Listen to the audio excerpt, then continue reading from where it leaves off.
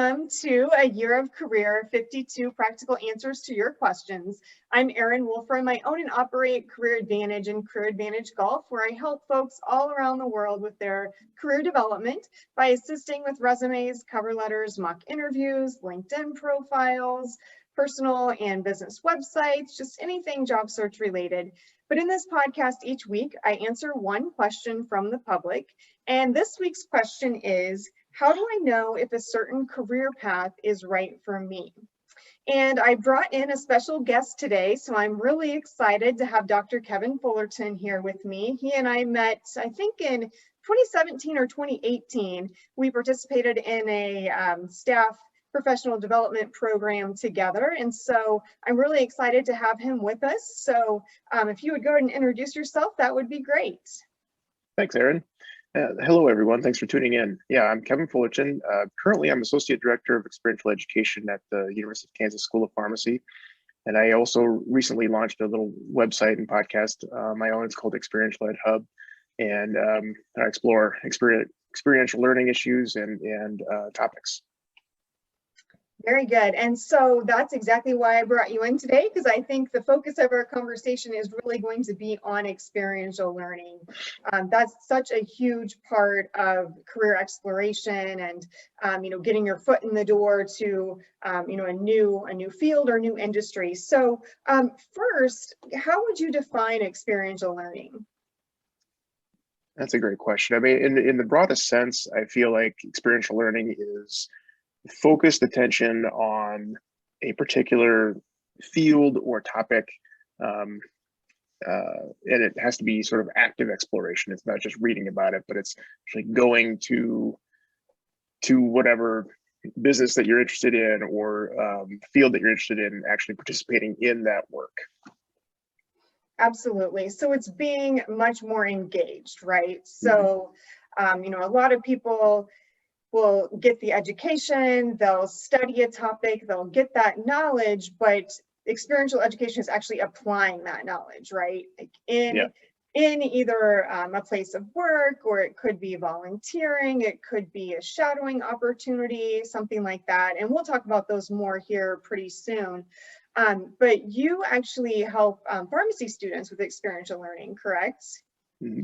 Yeah, so pharmacy students, to get through the PharmD curriculum, they have to log a certain number of hours at different settings in the pharmacy world.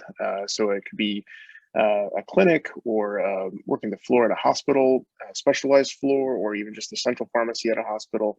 Also community stores, whether they're independently owned or chain pharmacies. So for example, if you go to your local grocery store and there's a pharmacy, there's a pretty good chance that there's some student interns there that are doing we call them rotations. Some schools call them clerkships, but there's a pretty good chance you're going to run into a student there that is just learning the tricks of the trade and just getting a better sense of how they fit into that particular field. Absolutely. So you obviously work in experiential learning. I worked at the University of Kansas for years and managed experiential learning at the Career Center there. So, we obviously see the importance and understand the importance of experiential learning. But how do you feel that experiential learning really helps people evaluate career paths, and what are some of the main benefits of experiential learning? Yeah, so I think one of the main benefits, it's fairly intuitive, but you get a really good sense of what that particular field is. It's one thing to read about what it's like to be a doctor, but it's another thing to actually go to a hospital and shadow a physician and see what that world feels like, smells like, acts like, behaves like. And so I think it's a real tangible benefit there. And I think once you start making those real experiences, then you have a better, more informed perspective on deciding on, I want to do this for my career, or I want to do that for my career. It's not just based off of advice from relatives and friends and things you read. Absolutely. And I think one important thing that people often forget is that I feel like experiential learning really helps you, like you said, kind of, evaluate a career, but you're not only figuring out what you do like and what you do want to do, you're also figuring out what you don't like and what you don't want to do, whether that's the actual, actions you would be performing within a job, or the type of organization that you do or don't want to work in. So I think that's always important to remember as well. Yeah, an example I share with my students all the time is that several years ago, I had a pharmacy student in my office that beginning of their rotation year was convinced that they wanted to be a pharmacist at a neuro ICU setting. And they had a rotation in that experience and spent the entire month basically in tears because of the issues of, the patients that they were dealing with and the situations they were dealing with, and decided very clearly that they did not want to do that for their career. And so we were able to restructure the remaining rotations for that student's year to explore other avenues. And this student is, found their place, and they're enjoying their career now. So I think, you're absolutely right. They can be very clarifying experiences. And I mean, I completely understand from a personal level, because when I first went to graduate school first time around and earned my degree in counseling psychology, we had to do a practicum, and I thought I was going to be a mental health therapist. That's why I went back to graduate school. And I did a practicum at a mental health facility, a community mental health facility, and quickly found out that that was not what I wanted to do for the rest of my life. And at the same time, I was actually working as a grad student at the University Career Center, and found that I did really like that. And that was something that I never even knew existed as a career, before I was introduced to the office by a friend. And so, I completely understand. A lot of times people think they know the career path or the industry or type of organization that they want to go into, based on the knowledge they've accessed through their studies and things like that. But actually getting out there and getting in there and experiencing it, teaches you so many things that you otherwise never would have known. And I would say too, another thing that people need to keep in mind with experiential learning is, even if you do decide through that experience that this is not, the field or the organization that you want to go into, you're still building a network, right? And I talk about this so much on this podcast, but networking is so important in career and professional development. So, even if you find out that you don't like a certain field or, type of organization, you still want to establish strong relationships with those people that you're meeting, because, you never know if, they may be able to help you in the future, or you may be able to help them. So just establishing those strong relationships, maintaining those relationships, and not leaving, a negative impression is so important, because you are building that network which someday could come in very handy. Absolutely. Yeah, for sure. So, a lot of what we've been talking about, I feel like, is kind of tailored to that traditional student, right? Whether it's a student at a university, or even there are internships in high schools, there are trade schools where students do apprenticeships and things like that. And so I feel like, a lot of times when people hear experiential learning, they think of that more like traditional young person, right? But I think that probably a lot of my listeners aren't that traditional student. They're probably mid to upper level professionals. So let's talk about, a 45-year-old person who suddenly realizes that they have a new interest and they want to explore a different career path, but they don't really know how to, kind of get into another industry or get that experience that they need to be, a qualified candidate. So how can experiential learning be applied to someone who's not just a student, or that kind of traditional young person who's just getting out there for the first time? What are some thoughts that you have on that? Yeah, great question. So just like you said, when we're talking about experiential learning, so far we're basically been referencing more formalized experiential learning, where you have internships that can be, a paid year-long internship or a fellowship or something like that, all the way, there's a whole spectrum, all the way down to sort of, shadowing or just a little bit more informal. And so I think, concentrating on this more informal experiences with this question is key, where, if you want to get experience with some more experience with leadership or business leadership, seek out boards that you can volunteer on. Because you need to build the network. It's a great opportunity to build network and offer up what skills you do have to whatever organization. If it's a different field entirely, then try and seek out local stars in that field and see if you can connect with them at the minimum with for a cup of coffee and have a meeting with them for an hour, and then build your sense of where there might be opportunities for you to shadow, even if it's just an hour or two at whatever facility you're thinking about or field you're thinking about. So I think that's a good place to start. And if it's a specific interest, that there might even be a class, whether it's some sort of arts class through something like the Parks and Recs department, or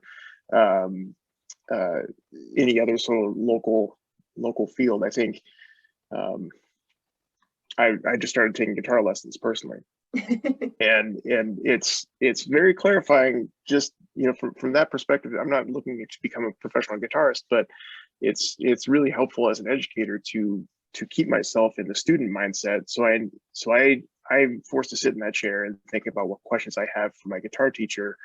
It allows me to sort of also build empathy for the students that I'm working with, thinking about what questions they might have as they're walking into my office. Absolutely.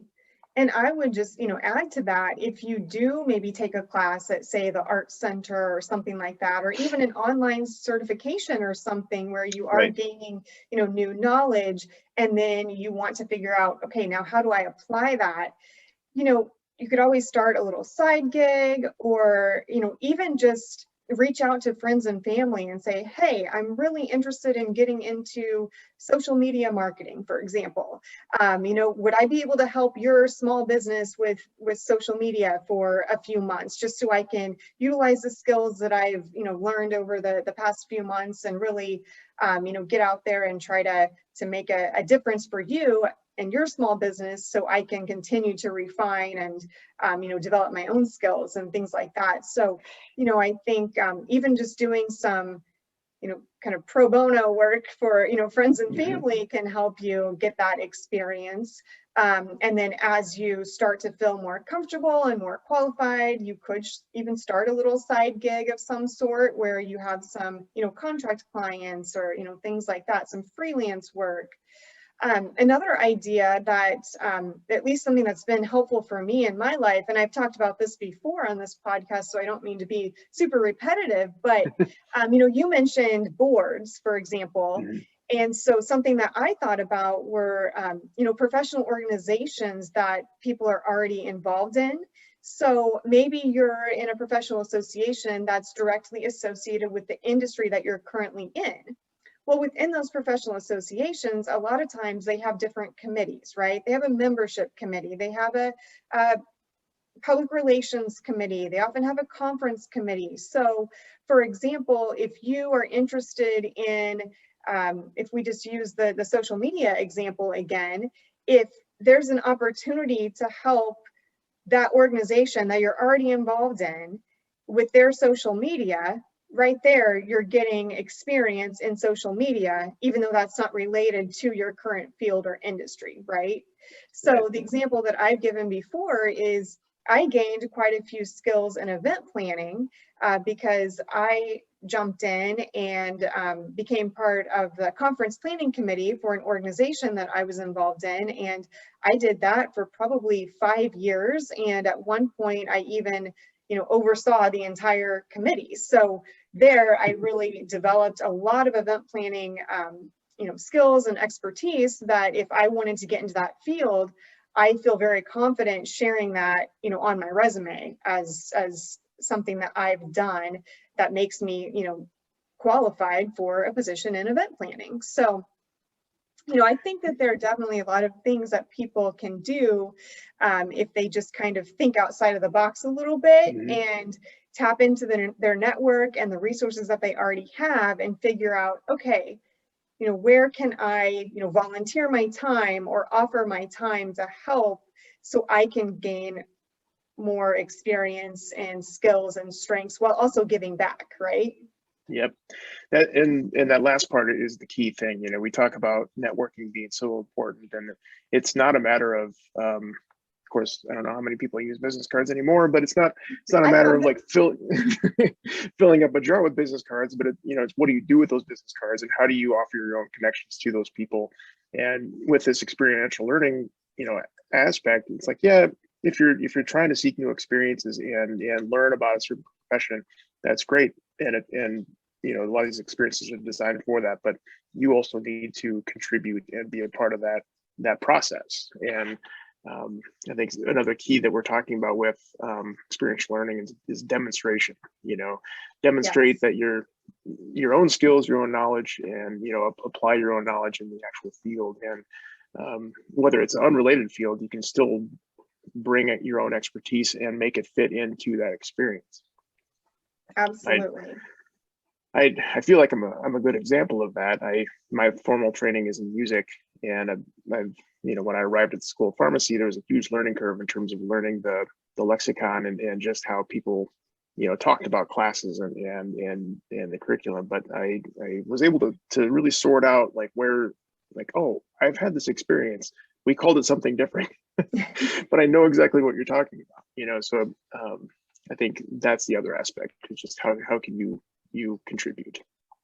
Absolutely. And I think too, just to kind of go back to your business card comment, even if it's not a true like physical business card, I feel like LinkedIn is kind of our, like online business card now that Sure. people are really tapping into. And so, that kind of goes the same way, right? It's like, don't just collect these connections on LinkedIn, but do something with them, right? Reach out to these people and, ask questions and offer, how you can help them and things like that. So I think it just kind of goes back to, don't be passive. You need to be active, like no matter what it is that you're doing or what you're hoping to do in the future. Yep. So, well, thank you so much for your suggestions and perspective today. Any final thoughts on experiential learning that you'd like to share with folks before we wrap up? Just get out there and do it. I agree. Just do it. Take the leap. Be willing to be a little bit uncomfortable and put yourself out there, and you'll hopefully gain those skills and experiences that you need to be marketable, and you can land that job that you're hoping to get as your next step. So, well, thanks again for joining us today.